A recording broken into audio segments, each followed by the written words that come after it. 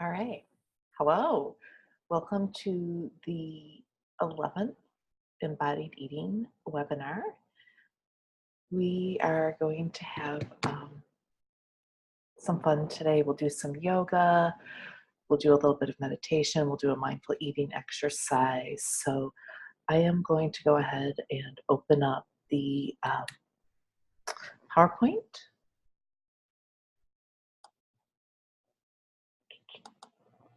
All right, there we go. And then I will begin the slideshow. All right, so this is the 11th webinar. We have one more webinar 2 weeks from now, and then we'll be done with this session. So today we'll be talking about this fourth pillar of embodied eating, as well as some of the politics of food and fat phobia, fat bias.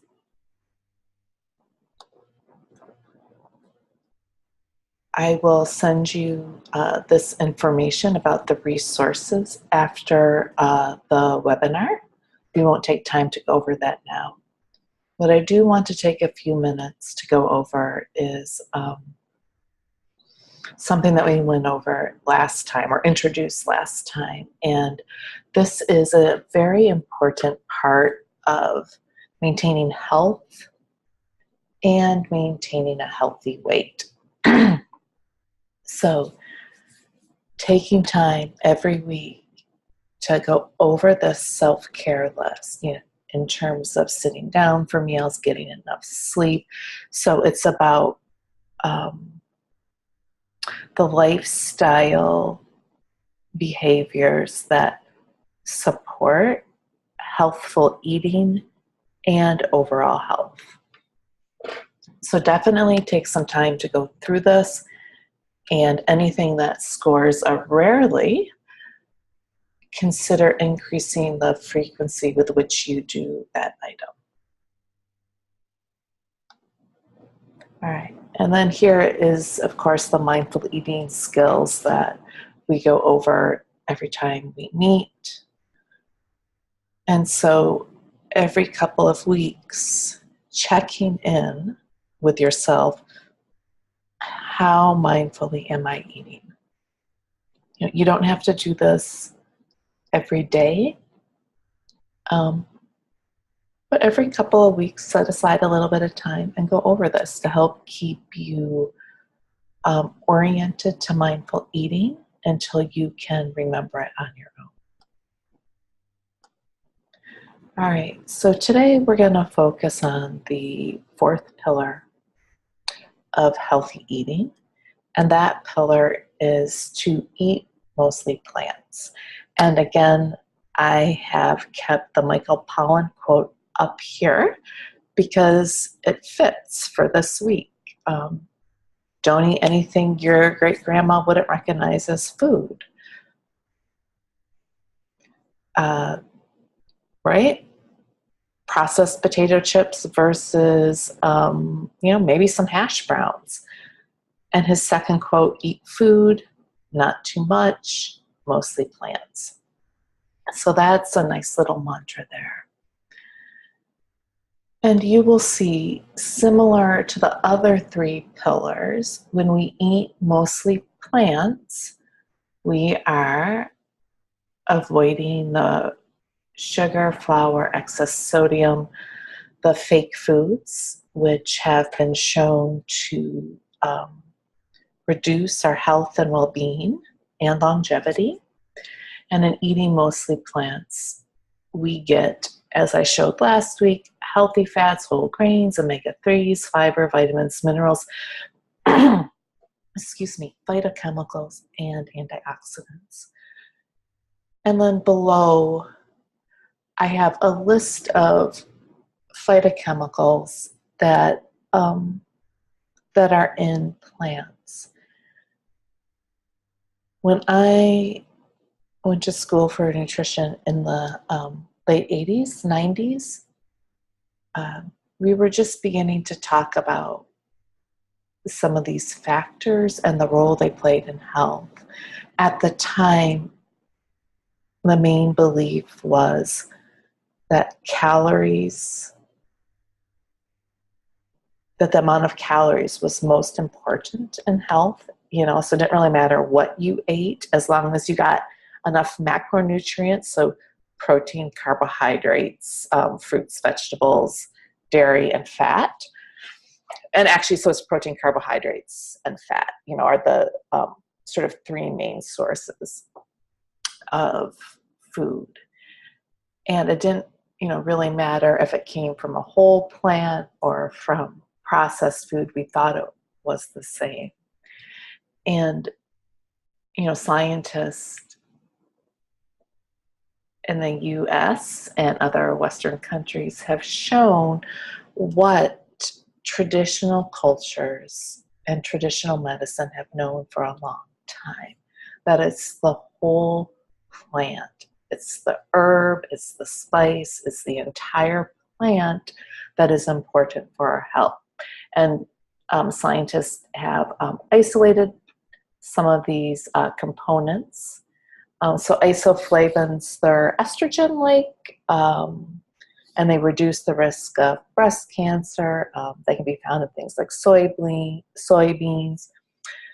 This is a type of antioxidant, and it's found in dark berries like blueberries, red raspberries, strawberries. Resveratrol, when scientists discovered this, a lot of people started saying hooray for red wine because it's found in red wine, and it helps with heart health and it helps to reduce inflammation. And so as you can see, there are different, these are just some examples of the phytochemicals that are found in vegetables and have a spice here. And actually other spices also have health properties, as well as herbs. Garlic, onions, almost all herbs and spices have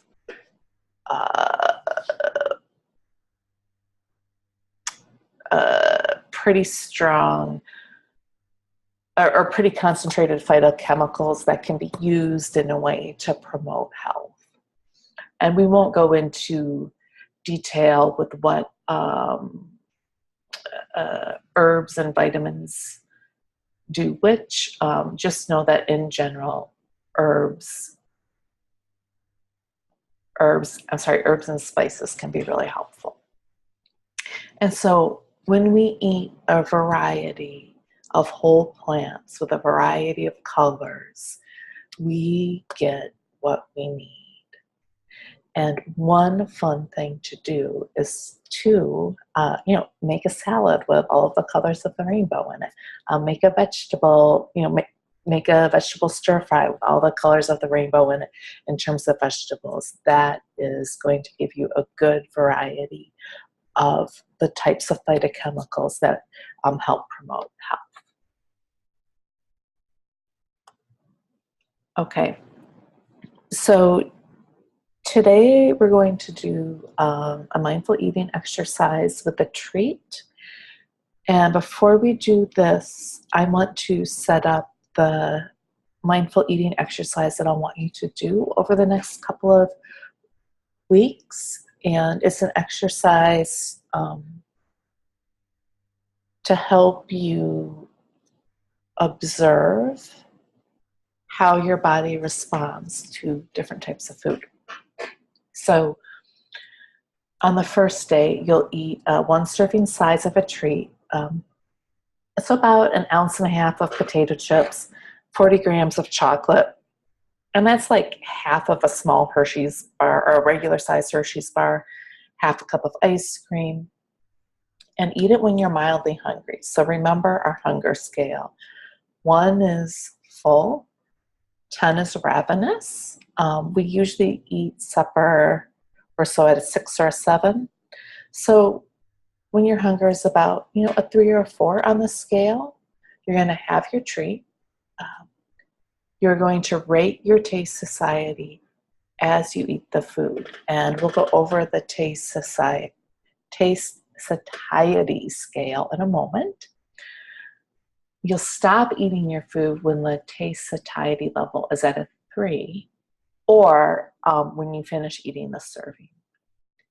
And then immediately after you eat the food, rate any cravings that you have, cravings to continue to eat, and manage the craving as described in slide 10, and we'll get to that next slide. Okay, so that's part 1 of this experiment. Part 2, that next day you're going to repeat this exercise with 1 serving of a nutrient-dense treat or snack.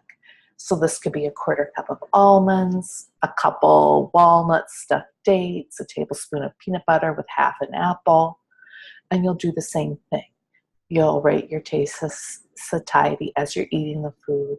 You'll stop when taste satiety goes down to a 3 or when you finish the snack, and then you'll monitor cravings to continue to eat. And after, and as you do each exercise, write down your ratings, right? Make any notes about thoughts that come up, any beliefs that come up. And then after you complete the exercise the second day, compare. What did you notice? And really, I'm not looking, for the right response. I have one client whom I see, and she actually gets triggered by apples. And so when she eats an apple, she wants to eat more and more, and she wants to binge eat them. So it may be that that you find something you didn't expect about cravings. What's important is that you learn how your body responds.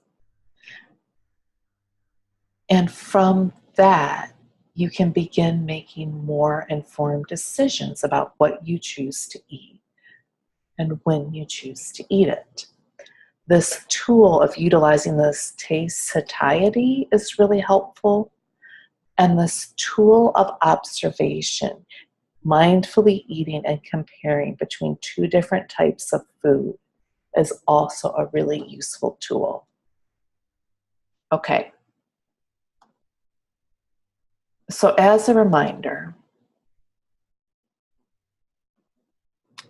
taste satiety is how good a food item tastes to us at any particular given moment in time.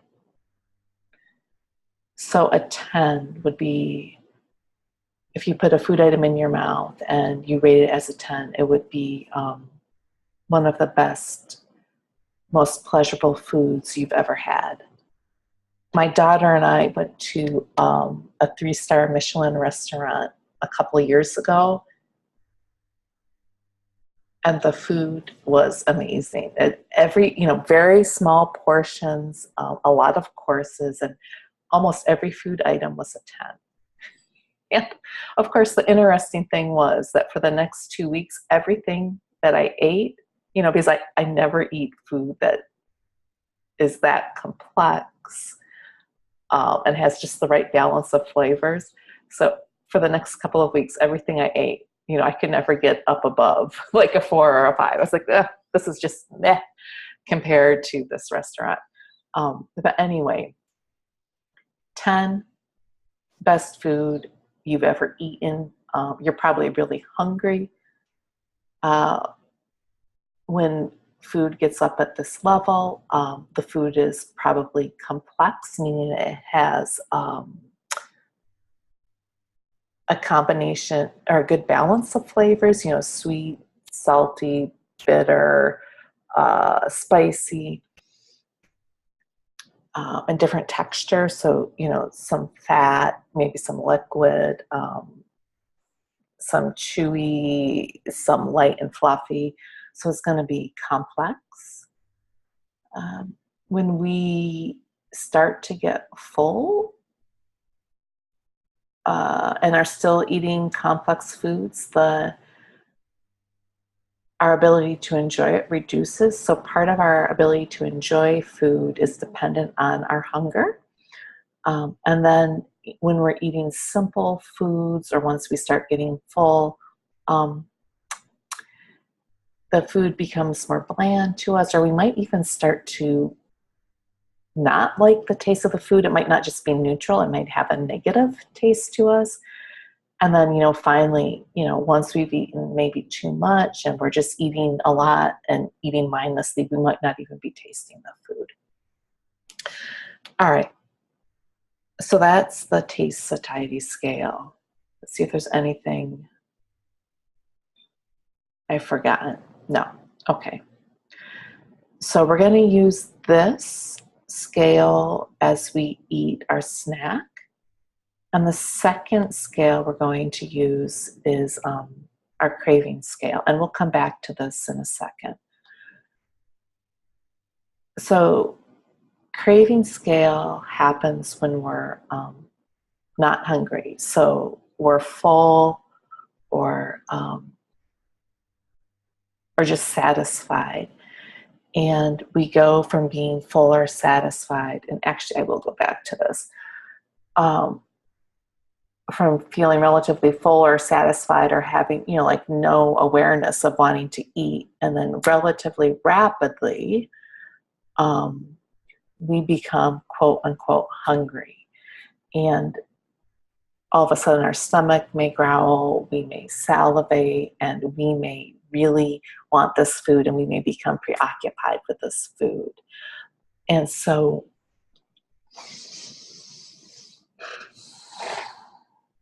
this desire to eat comes on rapidly,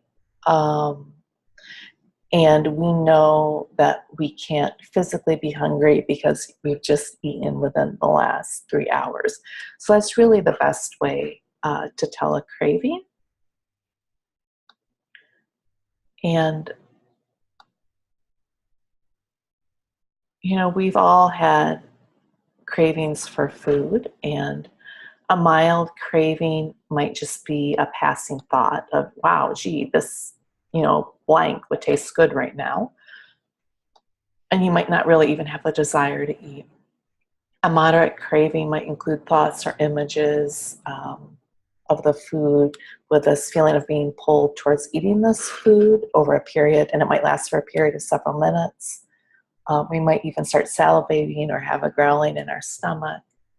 And an intense craving includes a strong pull to eat the foods and having, irrational thoughts like, I have to eat this now or I'm going to die, I'm going to explode. I can't not eat this. And then below, I have the different ways to manage the cravings. And we've gone over that before. If the craving is low level, we can often sit and observe the craving and let it pass. Cravings don't last over 20 minutes. So you actually can sit through a craving and you won't die or explode, and it won't last forever. So if you have a mild craving, I really encourage you to try that if you haven't yet. Moderate cravings, and if you don't want to eat or indulge in it, distract yourself for 10 minutes and then check after that 10 minutes. Am I still craving? And if so, you can reassess and decide whether you want the food or you can continue to distract yourself or do something to directly address the underlying reason for the craving. It might be the smell of donuts in the house, so get the donuts out. It might be you're feeling really lonely, so call a friend. Intense cravings, you want to change the environment or do the opposite. So go for a walk, go into a different room. If you're really wanting to eat and you're aware of being really sad, put on some happy music. The other thing you can do is to do something that has intense sensations with it. So holding a ice cube in your hand, snapping a rubber band, taking a cold shower. These will all distract you from the strong urge. Okay. All right, so now, whoops, I want to go back one more. So now we'll do a mindful eating exercise with a treat. So grab a snack-sized portion of a food that you consider a treat. So it should be a food that's not nutrient dense. Some common examples would be potato chips, chocolate, ice cream. And you're going to put that aside. And you're going to go ahead and close your eyes if that feels comfortable. And the first thing we'll do is to rate our hunger level. And so take a moment to turn your awareness inward and begin by focusing on the breath. And focus on the breath at the belly.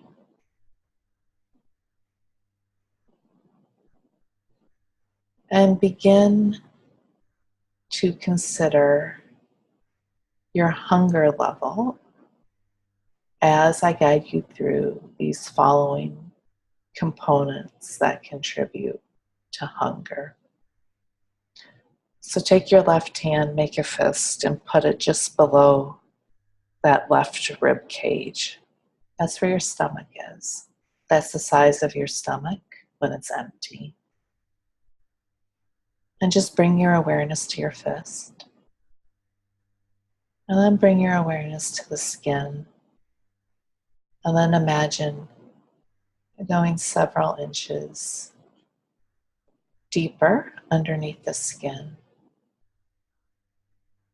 And notice if you sense any growling, any hunger pangs,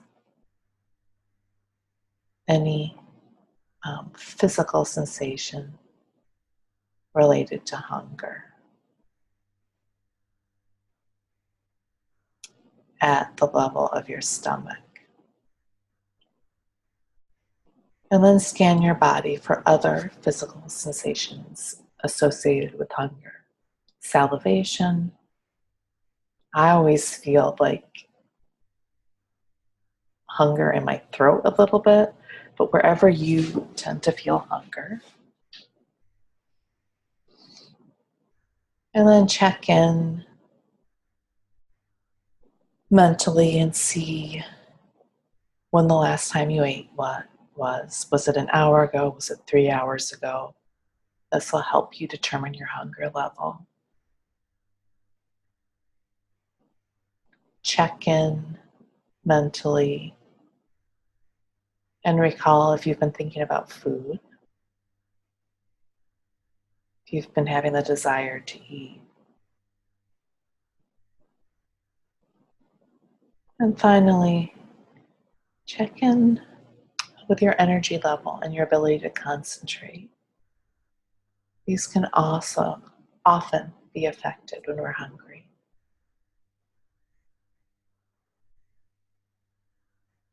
And then bring your awareness back to your breath and taking into account the physical sensations, energy level, length of time from your last meal, and how often you've been thinking about food. Rate your physical hunger level on that scale of 1 to 10. 1, completely satisfied and full. 10, ravenous. 3 to 4, mildly hungry. 6 to 7, moderately hungry. Okay, and then once you have that number, go ahead and open your eyes. And now bring your snack before you. Look at it.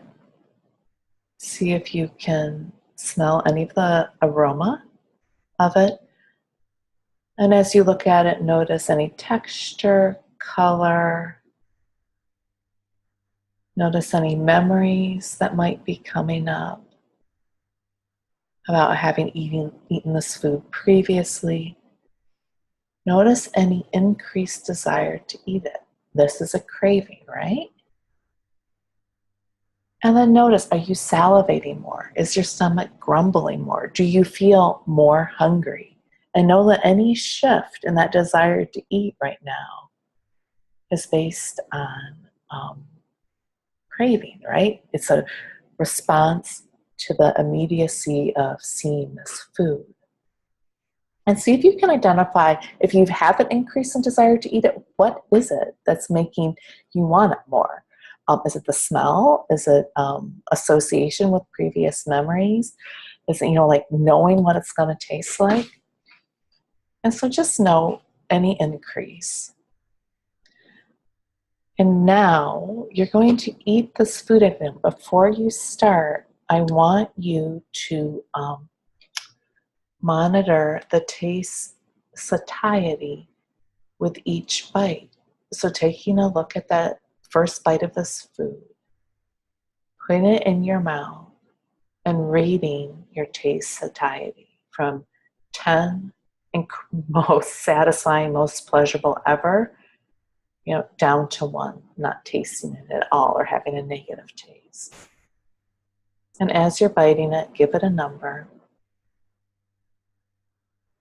And after you've gotten the maximum pleasure out of this first bite of the food item, go ahead and swallow. Take a breath. And then eat the second bite. And again, as you start to chew, rate the taste satiety level. And note, is it as high as it was last time? Did it go down a little bit? Wherever it is, it's fine. Keeping your awareness on the taste of the food. And if you find yourself not tasting the food, getting distracted while you're eating, as soon as you become aware of it, bring that awareness back to the food and see where it falls on that taste satiety. And so continue with eating the snack. And as you eat it, continue to rate the taste. And if you start to get down into this 3 or 4 territory, check in and see if you want to continue. You can feel free to stop, or you can feel free to continue.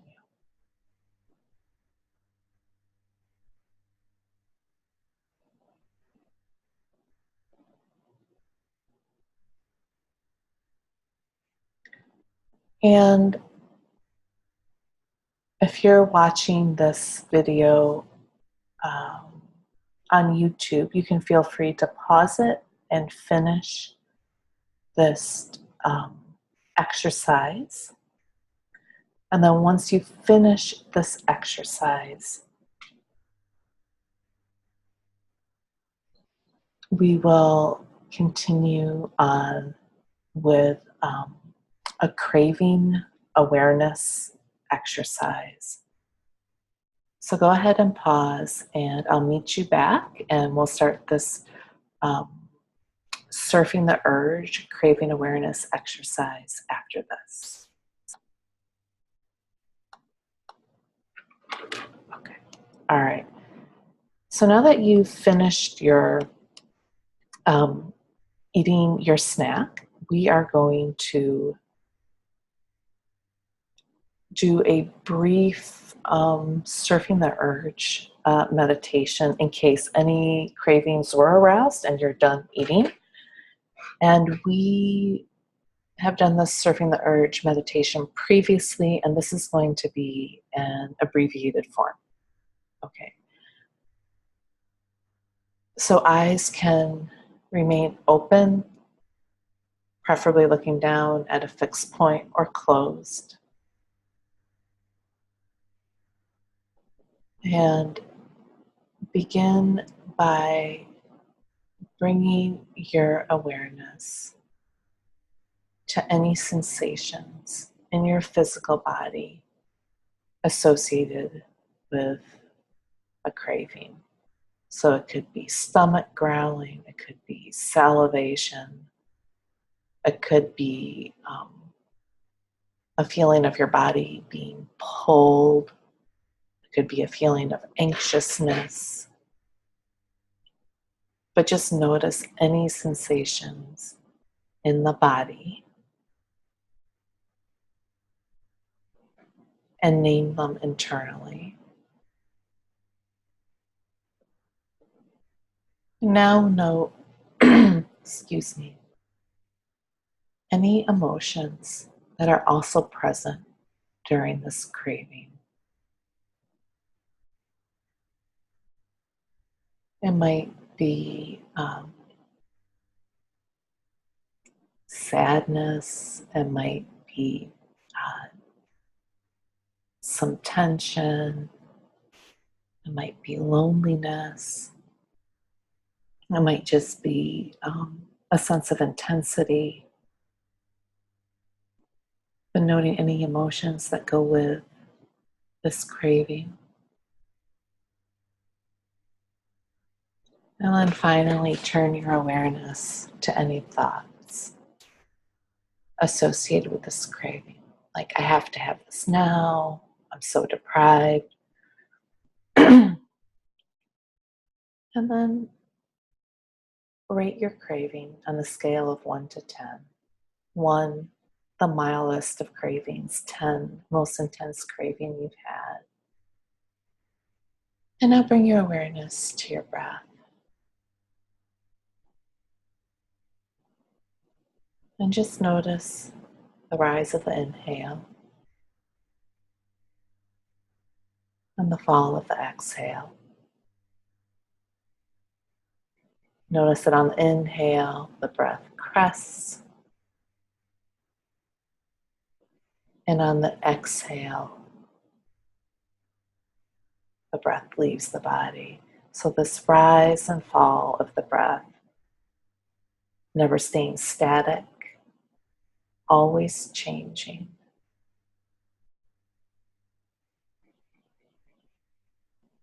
And know that the breath is a metaphor for craving, right?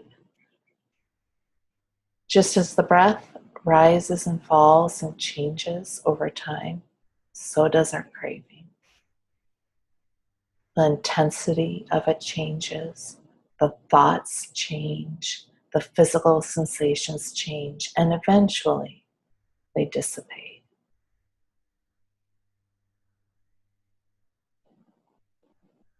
And notice that you can sit through and experience the rise and fall of the breath, and know that you can also sit through and experience the rise and fall of cravings. And as you return your awareness to the breath now, just observe it without judgment, without trying to change it. Just knowing that there's nothing you need to do. Your body will automatically breathe. It knows how to breathe. It knows how to do it. It just happens. You observe it, and you might even be grateful for it. And know that you are striving to observe a craving the same way, without judgment, without trying to change or fix it. Knowing that the craving has a life expectancy of its own. It rises and falls naturally in 20 minutes. Whether you eat or not, the craving's going to pass in that amount of time. So it lasts longer than a single breath, but it does have its own curve and wave to it, and it does pass on its own. There's nothing you need to do about it. It will extinguish itself.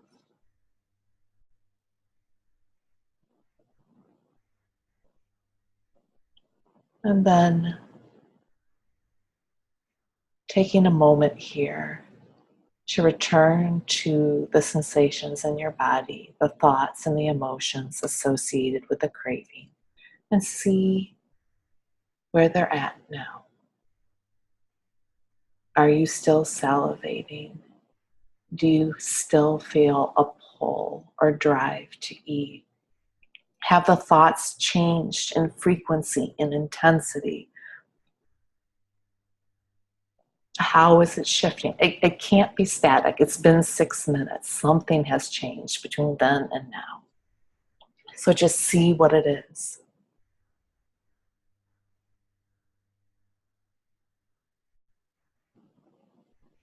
And then if you'd like, you can return to bringing your awareness to the breath and stay with this non-judgmental, compassionate observation of what is happening. Or you can choose to end this meditation and begin to expand your awareness to your space around you. All right, great. So that is the just a short meditation on sitting through cravings. Okay, so let's continue so we get through everything we need to do today. So far we've eaten a snack, we've done this surfing the urge, craving meditation. And now we're going to shift to the more didactic portion and then move into a little bit of yoga and meditation. So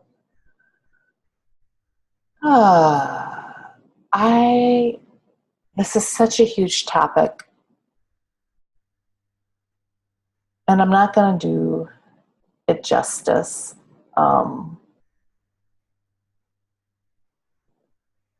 I want to point out a couple of nuggets of information. First, I don't know if you've been following, but since the 80s, we've been talking about like the obesity epidemic and how it's such a drain on healthcare costs and how it's lowering people's life expectancy. And I wanted to point out that a couple of things. One is that people who are defined as overweight by the CDC, so that's people in this body mass index range of 25 to 30%, these people actually live longer than people who are quote unquote at normal weight. And they definitely live longer than people who are underweight. So one, when the CDC first came out with this information, they did not distinguish that. And so people who are overweight and physicians typically also believe that people who are overweight are unhealthy. And that is absolutely not the case. Obesity, as defined by the CDC, starts at 30. What's interesting is that the health concerns reported by the CDC actually begin at about 35, so above 35, right there. And so you can even be quote unquote mildly obese and be very, very healthy. There are factors that affect that. Most importantly, exercise and also genetics in terms of bone frame. And that's something that's on a very individual basis and cannot be determined by the CDC. So 35 and above, you do get health problems. Most Americans do not reside at 35 and above. So this is the standard bell curve in 1980 of weight in the US. And you can see like it did fit this standard bell curve, right? And now in 2005, that curve has shifted to the right, meaning that Americans, yes, we are bigger. We are bigger because of this shift in diet, the shift to processed foods, the shift to more easily available foods. It does not cause a problem health-wise until you get up into this 35 range. Most of the diet industry is geared, right, towards this range, towards people who are overweight and even people who are probably normal weight but want to be a little bit thinner.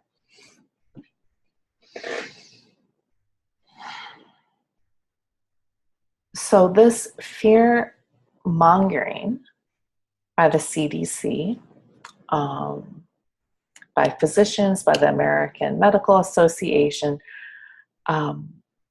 and even by NIH, there was an obesity task force. So this is true for the obesity task force of NIH and the CDC. The directors and the people on the task force held high positions at pharmaceutical companies that sell drugs to promote weight loss. So I know Abbott is one, and I forget another one. I forget some of the other ones, but pharmaceutical companies are spending millions of dollars to find drugs and to sell drugs to promote weight loss.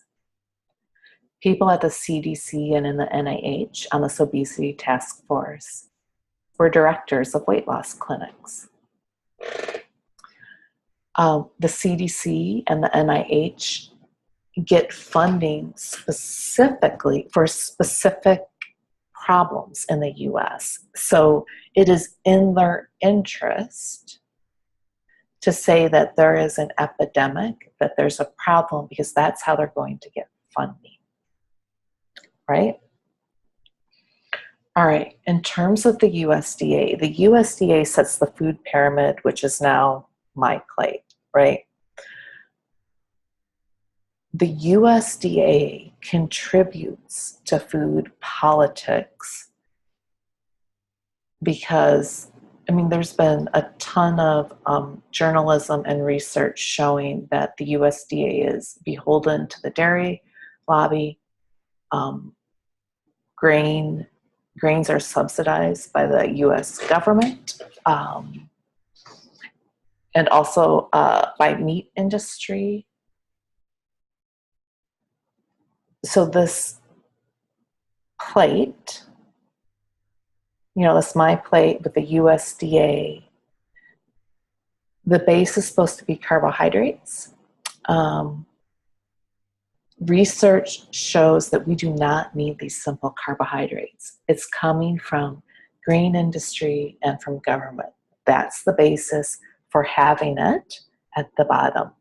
Dairy, we do not need to eat dairy to get calcium in our bones. We can get calcium from fruits and vegetables, from soy, those phytoestrogens that I was talking about. Soy also has calcium in it and promotes bone development.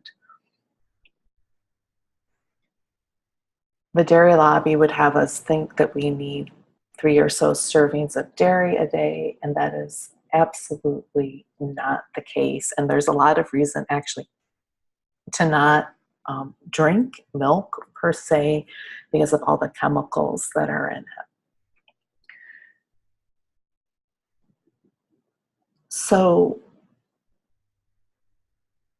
the point that I want you to take home with items 1 and 2 is, 1,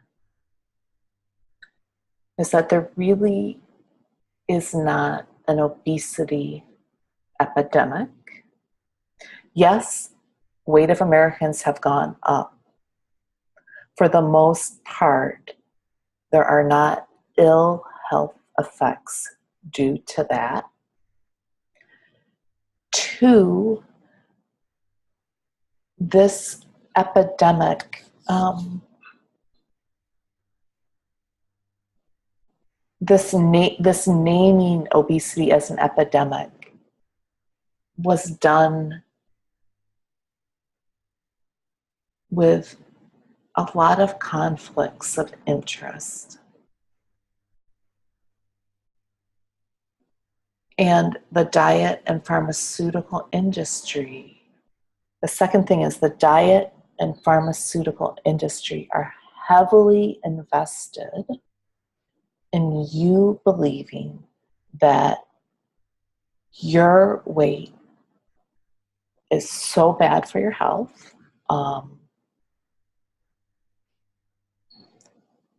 And the USDA, CDC, NIH, and the diet and pharmaceutical industry believe,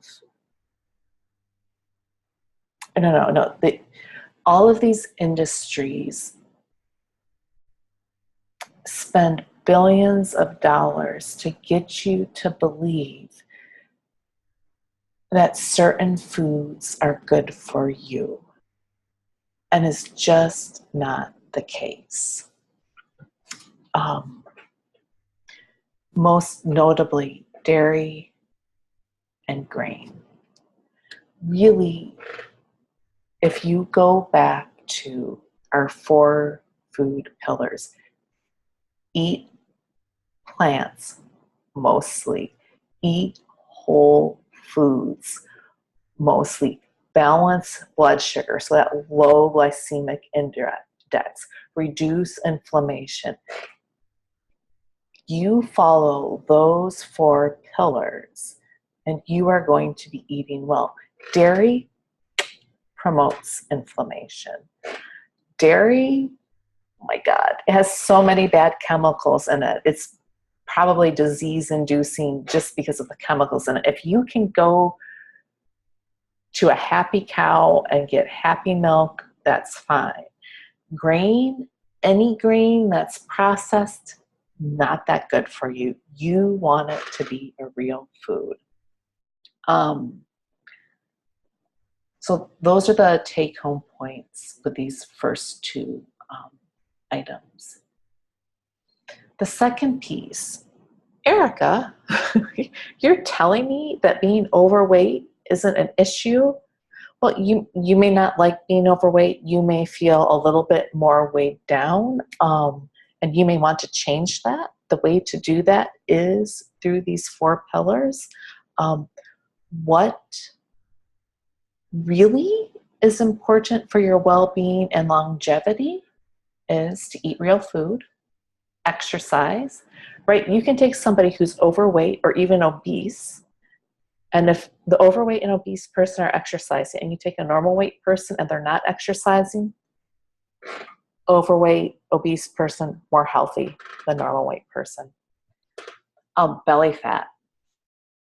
If you have belly fat, actually, belly fat does not promote longevity. Reducing belly fat promotes longevity. So if you tend to gain weight in your middle, that's important to pay attention to. And so then it becomes important to do things like yoga and to do things to try to reduce that and to try to get circulation in this area. Eating real food also promotes well-being and longevity. And having a positive body image is actually more correlated with longevity than being a certain weight. So if you go to countries where there's not as much fat discrimination and there's not as much internalized fat phobia, people who are, let's say, in that overweight region or in that overweight part of the curve, and if you compare people who are in the overweight part of the curve to people who are in the part of the, if you compare overweight people in that part of the curve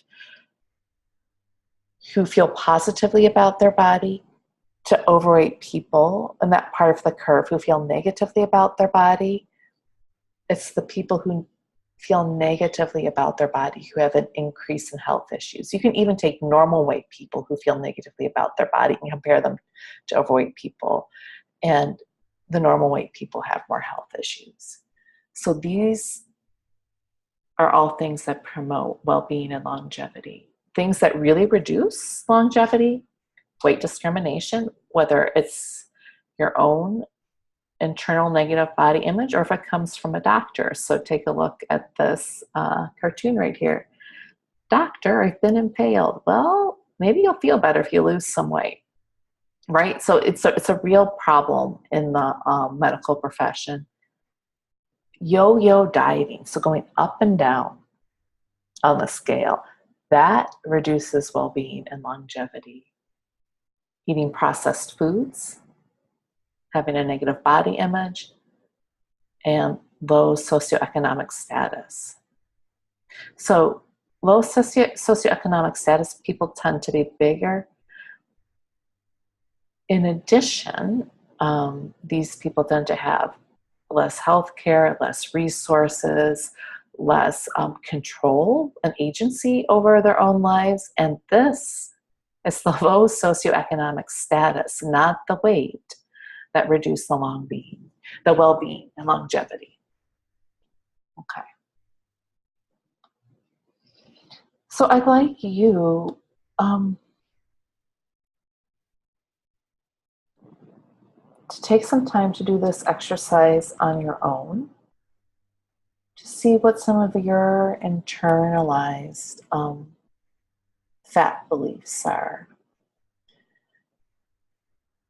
So looking at how often do you talk negatively about your own weight, assume somebody wants you to lose weight, assume somebody else should lose weight, make negative comments about, the character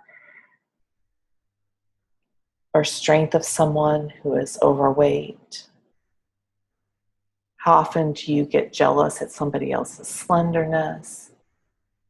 You assume that being fat is bad, undisciplined, lazy, passive.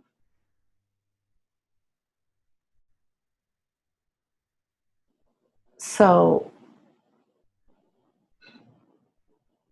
getting clear for yourself about internalized negative beliefs. As I said, these negative beliefs about our body are super damaging.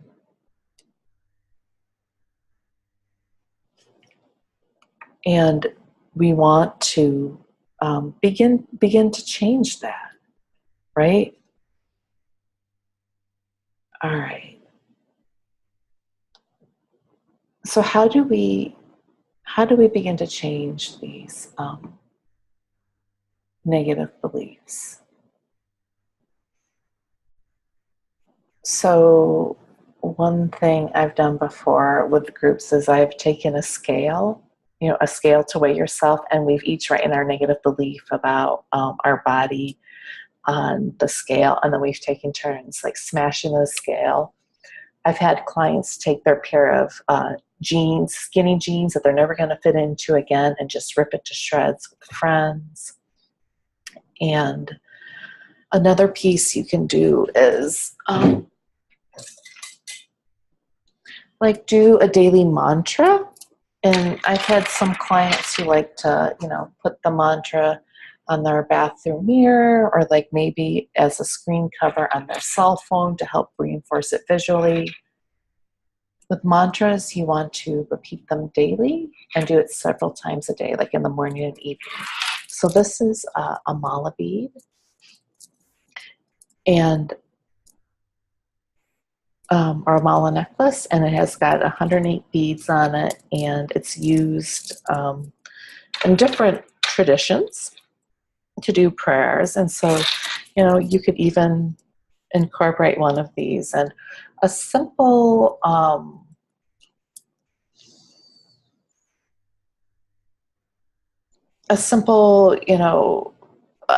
mantra that I've done with myself that's just coming to mind is, I am enough, I have enough, I do enough.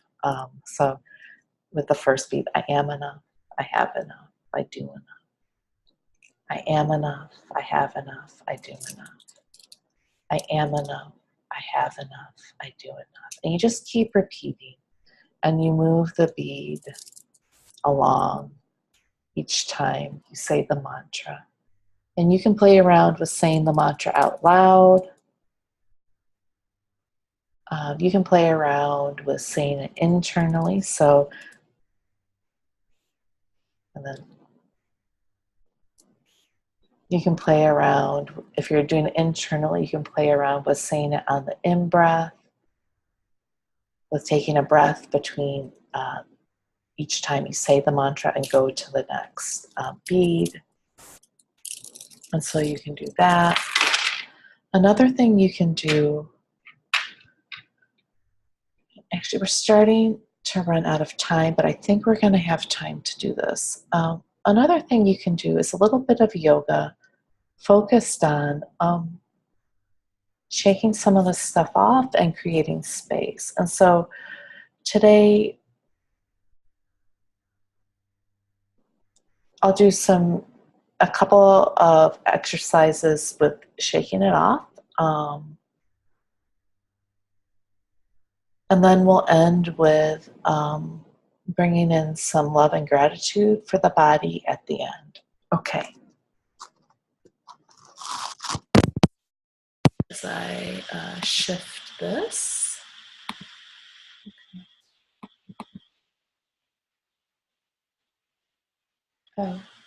Oh dear. Okay. There we go. All right. Okay.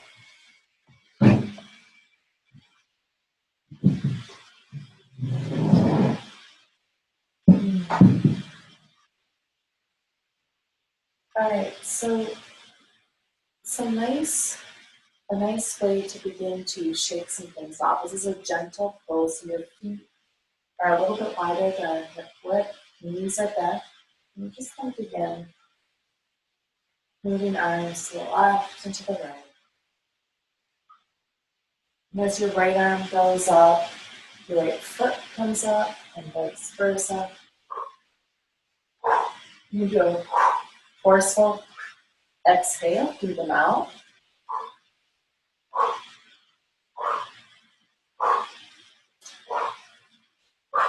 And then when you're done, slowly come back to center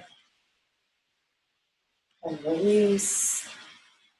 And with each breath out, just visualize releasing any old belief. My body is bad, I am bad.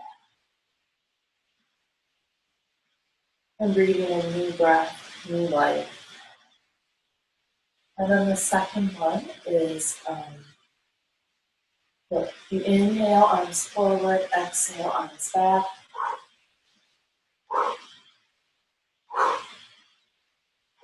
And now as you inhale, lift your feet, exhale, drop the heels to the mat. So inhale, lift, exhale, drop. And as you drop, just you can even vocalize and do some sound, releasing anything negative, anything outdated, and then come back. Still, and even here I can begin to feel the clearing in the body.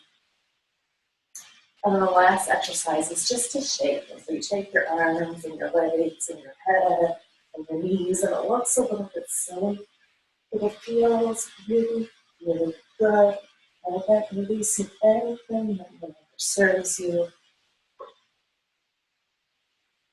And then coming back to stillness. And actually for the last pose, we'll do a modified warrior two. So, getting ready for that warrior two, and you're going to take your hand and your second and middle finger, and you're going to point those forward. Gaze is going to go over second and middle finger, and you're going to pull your opposite arm back like you're shooting a bow or an arrow. And notice this opposite arm goes right across the heart. And here, offering gratitude for your body. Thank you for a body that functions. Thank you for all you've done for me. Thank you for my inherent beauty and grace. And just keeping that focus on what's really important and what you value in your life. And of course, you do it the opposite way as well.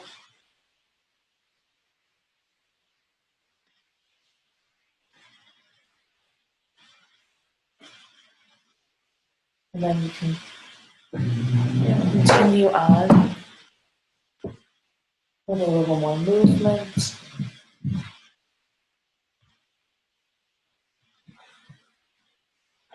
Or you could sit down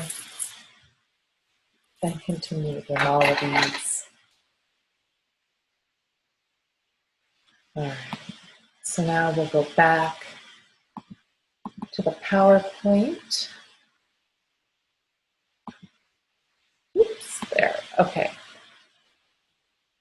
So we have all internalized some of these fat phobic beliefs and really take to perform a ritual and to shake off some of these old beliefs. And I'm using this daily mantra to reinforce our deeper truth. Our deeper truth that we're beautiful and we're worthy. And it's because we're beautiful and worthy that we want to respect our body and eat well and not fall victim to the media and to the drug, food, government industry that wants to exploit us in some ways. All right, so that's what we got for today. So again, as always, move, right? Meditate, meditate, meditate. And for the next 2 weeks, really let your awareness move to mantras. And so pause 3 times a day and maybe do some shaking off and express some gratitude for your body and do your mantra. Behavior, self-care, right? Continue to assess your self-care on a weekly basis and see if you can make 1 or 2 changes a week to help align the amount of energy that you expend on self-care with your value of it. Is so important. Let your time and energy reflect that. And then really work on releasing some of your internalized fat phobic beliefs. We all have them. If we grow up in this culture, we have them. Food diary, continue to be aware of what you eat.